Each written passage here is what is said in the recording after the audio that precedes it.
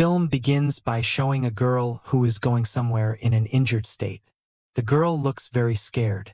She has a gun and a bag full of money which she was looking at again and again. After reaching a place, the tire of her car gets punctured. She starts walking ahead with her bag and gun.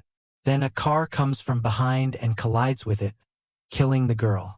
There are 4 friends in this car. These 4 are going to their cabin for hunting, and now they get out of the car in fear. They do not understand what to do now. Then Paul's eyes fall on the bag containing money. After seeing it, he tells his friends that our life is going to change because he was the most greedy person. But the other 3 friends are scared because a girl's dead body is lying in front of them. John tells them that we should take the money and go to the police. On this, Paul says that the police will keep this money with themselves and implicate us in a murder case. Is this what you want? Now John was not feeling all this right. But the other 2 also support Paul because firstly they did not want to go to jail. Second, they want to change their lives with money because greed had also entered their hearts. His friend asks Paul what to do with the body now. So Paul says that after reaching the cabin, we will bury the body somewhere in the forest and then divide the money and forget this matter forever. After which they put the girl's body and bag in the car. They were about to leave when a police car stops there, which is actually looking for the same girl. Seeing it, Paul asks everyone to remain calm so that the police officer does not get suspicious. The officer first looks at the girl's car, after which he starts interrogating these 4. Paul says that we did not see any girl there. Our car had suddenly stopped in the middle of the way, so we stopped to fix it. The officer says that your car looks brand new.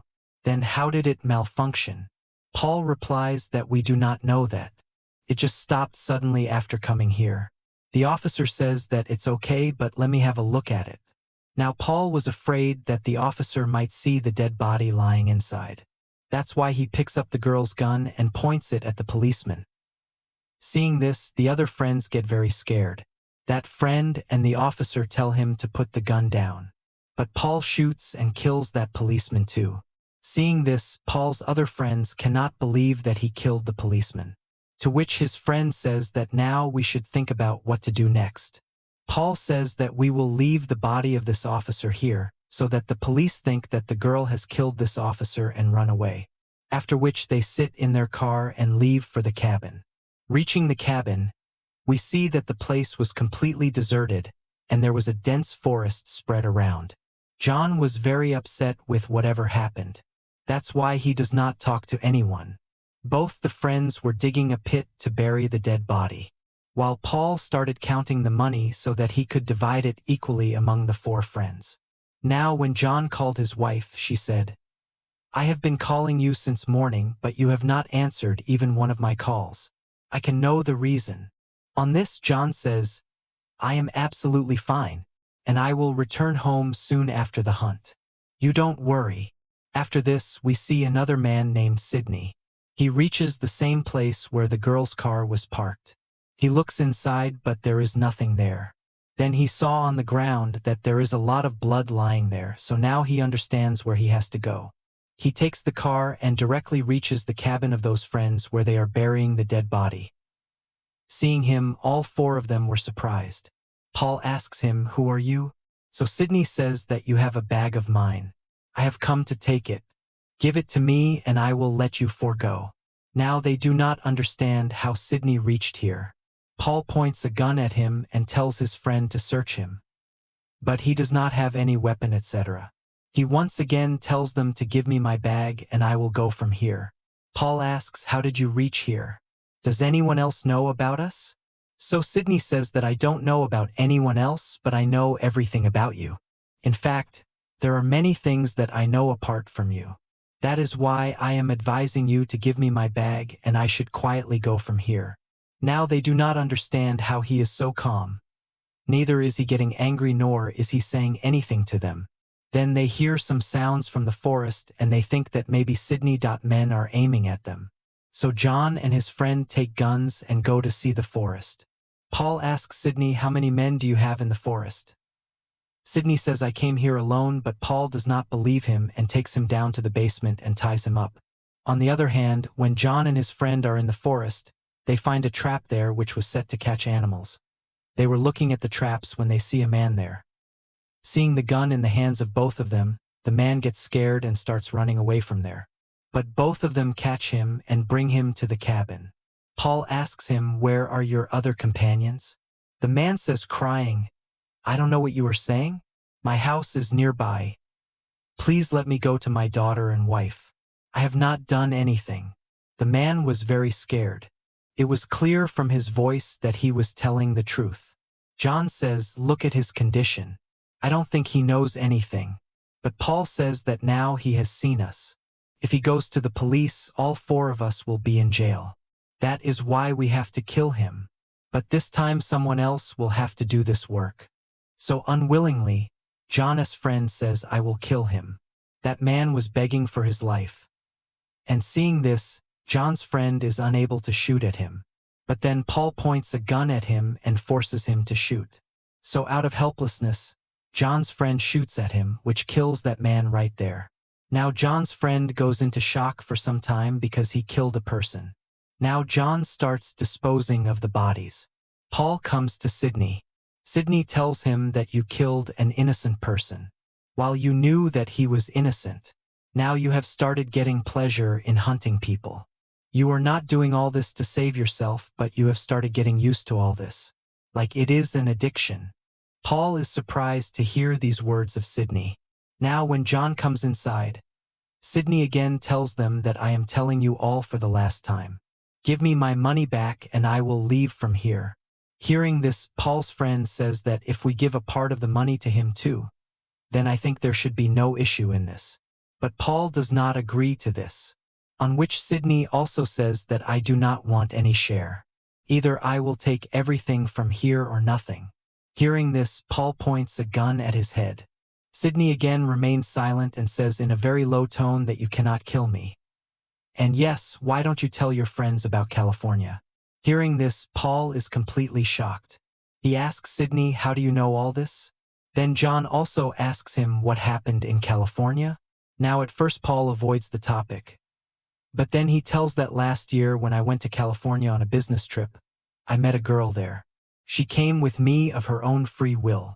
But the next morning she started threatening me that if I did not give her the money she demanded, she would go to the police and tell them that I raped her. After a long argument, Paul killed the girl in anger. Then he chopped her body and disposed it. That means Paul had already committed a murder. Hearing this, his friends do not believe that he can do this too. So Paul tells them that I got scared and I did all that to save my life. Now in the meantime, we see John's friend who was very angry. He comes to the basement and points a gun at Paul and starts saying that because of you I killed a man and I am regretting this. So Paul reminds him that you yourself came forward to kill him.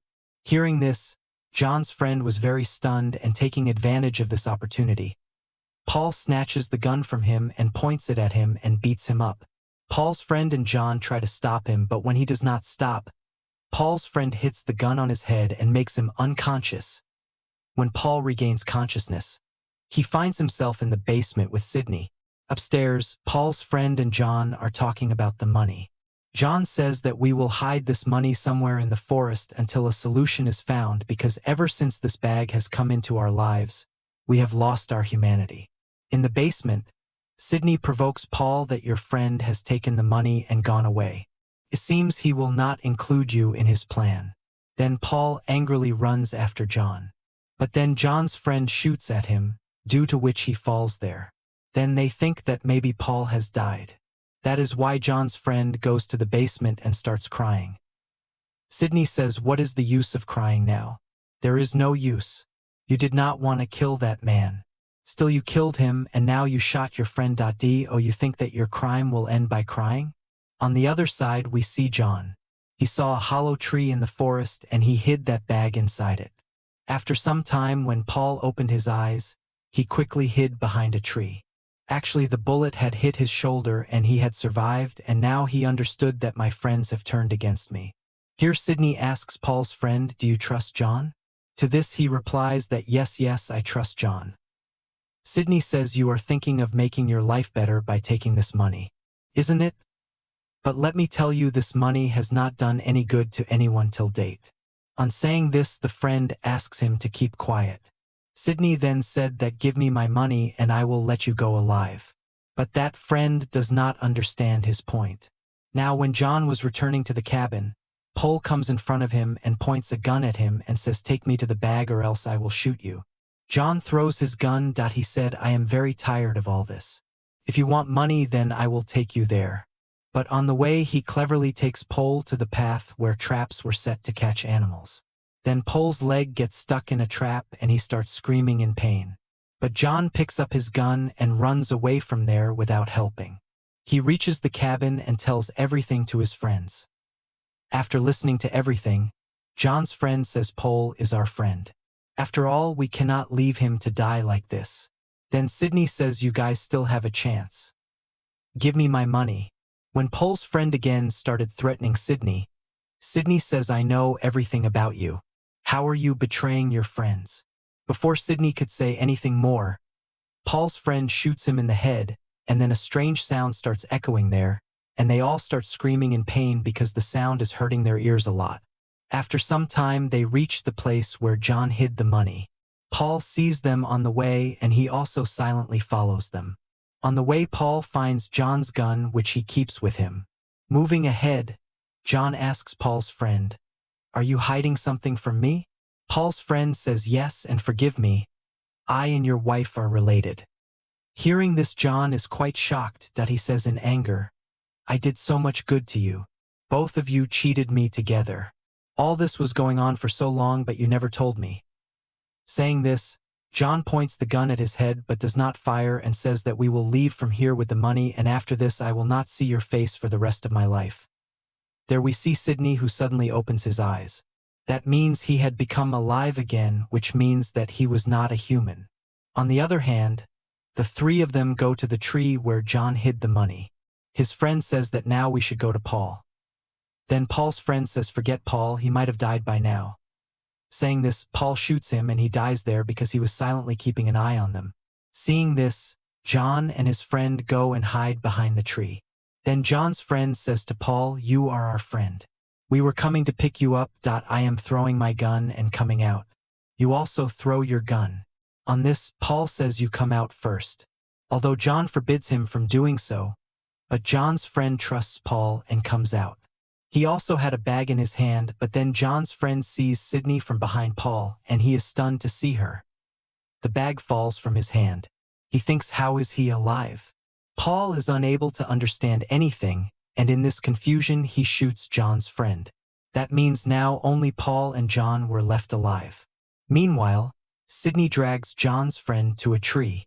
Then he starts taking out his blood with an injection so that he can feed himself. Give it to himself. And from here we come to know that Sidney is actually a vampire. John's friend was counting his last breaths when Sidney tells him that you humans are like dogs. If you give a piece of meat to dogs, they start fighting with their own friends. Here the only difference is of money. Otherwise, both humans and animals are equal in greed. Animals run after food and humans run after money. Similarly, I threw money among you and you people have forgotten your friendship. Yes, Sidney did all this to test them all and he had been doing this for many years. On the other hand, as soon as John takes his head out, Pole shoots at him. He thinks that maybe John is dead, but John was still alive. That is why as Pole comes to take the bag of money, John shouts bullet at him and kills him with it. But John was also about to die now because he was badly injured. Then Sidney comes to him and makes him drink his blood. He says this is a gift for you from me. With this you will become immortal and will never die. You people are very greedy who can do anything for their benefit. And now I am giving you a new life. Saying this, he leaves from there with the bag full of money and the gun. In the morning he puts that bag in that girl's car. After a while we see that girl coming towards the car. That means she was alive. She did not die that day, which makes us understand that she is also immortal. The girl takes the bag and starts her work again, which she has been doing with Sidney for so many years. That is, testing humans and hunting them and collecting blood for herself. Now we see two more people at a place who are surprised to see a bag full of money and greed also arises in their mind. From this, we understand that now those people are going to become Sydney's next victims. Then we also see John, who was alive. Obviously, he too had become a vampire by drinking Sydney's blood and had become immortal and had joined Sydney in this mission. Would the story of this movie have ended here?